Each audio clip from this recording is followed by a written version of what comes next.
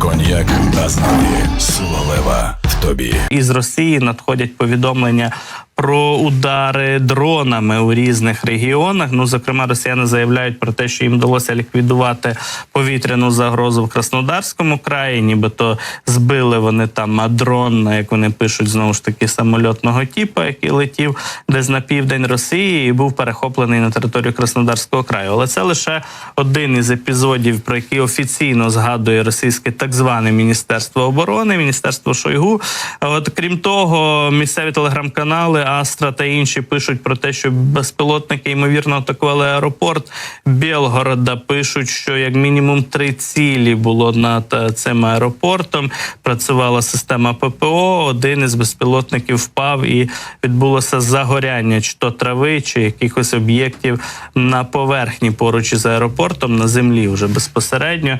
Вже бачимо, що якраз от повідомлення із російських телеграм-каналів описують цю подію, кажуть, що пожежу швидко нібито погасили, але атаку на аеропорт було зафіксовано. Ну і крім того, фактично від початку Великої війни цей аеропорт не працює, заборона відбувається на цивільні польоти, його, можливо, використовують лише з якимись винятковими військовими цілями і завданнями цей аеропорт, або ж інші аеродроми навколо Білгорода, оскільки, як ми знаємо, весь цей регіон фактично є зоною ведення бойових дій, і безпілотники туди прилітають доволі часто, іноді не тільки безпілотники, але й інші боєприпаси, ракети тощо. Тобто у Білгороді в нас лунала, знову ж таки, повітряна тривога, але наслідки цього удару в районі аеропорту треба ще уточнювати, скажімо так. Ну і відразу ж таки зранку сьогодні з'явилися повідомлення чисельні про вибухи в районі Севастополя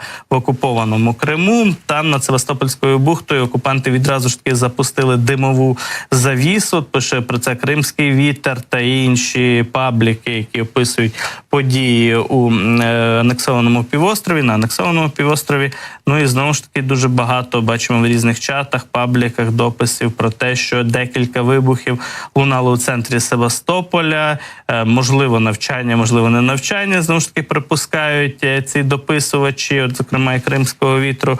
Але навчання – це вже фактично мемом стало це слово у стосунку до Криму, до Севастополя. Як тільки відбувається щось небажане, щось гучне у районі цього міста, відразу ж таки місцеві гауляйтери, представники окупаційної влади, пишуть і повідомляють про те, що це навчання, що все під контролем, і такі навчання регулярно, в лапках навчання, звичайно, що в районі Севастополя відбуваються, оскільки лунають вибухи, то відразу все це списують на різноманітні тренувальні заходи, мовляв, все іде за планом. От така от ситуація. Загалом же ми бачимо, що ця ніч, скажімо так, була відносно спокійно, якщо ми все-таки обернемось назад і подивимося, як минулий тиждень, то бачимо, що минулого тижня росіяни дуже інтенсивно Україну обстрілювали і ракетами, і керованими авіабомбами, і шахедами. Тож цієї ночі, власне, відбулася така, скажімо так, ситуативна пауза, чи то ворог перегруповується, накопичує ресурси, чи з чимось іншим це пов'язано. Але от у ніч із неділі на понеділок якихось значних масованих атак, скажімо так, з шахедами чи масованого обстрілу ракетами не відбувалося, окрім, бачимо, окремих ударів, зокрема, у Дніпропетровській області. Про кількість цих ракет, шахедів, які летіли, і бомб, які летіли по Україні минулого тижня, у своєму зверненні згадав також і президент Володимир Зеленський. Він каже, що це абсолютно, скажімо так, безпрецедентна кількість боєприпасів, повітряних атак, яких Україна зазнала цього тижня. От і витримали ми цього тижня всупереч тиску ворога, всупереч намірам росіян максимально підірвати дух українців і зруйнувати інфраструктуру.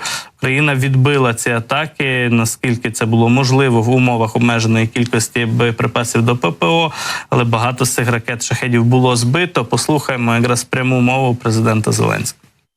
Я дякую усім нашим воїнам мобільних вогневих груп та усім іншим оборонцям неба. Загалом за тиждень російські терористи використали проти України вже майже 130 шахедів. На щастя, більшість з них нам вдалося збити. Також були застосовані більш ніж 80 російських ракет та майже 700 керованих авіабомб. На жаль, з цим значно складніше. І це тільки один тиждень. Сьогодні знов ракети та дрони, Дніпро і Нікополь, Покровськ та інші міста Донеччини, Харківщина, Херсонщина, Сумщина. Є поранені, є, на жаль, загиблі. Мої співчуття усім, хто втратив рідних. Росія використовує кожен день, кожен тиждень, кожен місяць, щоб завдати значної шкоди. Ну, ось так, дійсно, дуже інтенсивно атакували Україну минулого тижня росіяни різними засобами. І серед тих регіонів, які постійно під ударом, ну, і знову ж таки, і цієї доби були під ударом міста у Запорізькій області, це якраз от Запоріжжя, це якраз наш південь.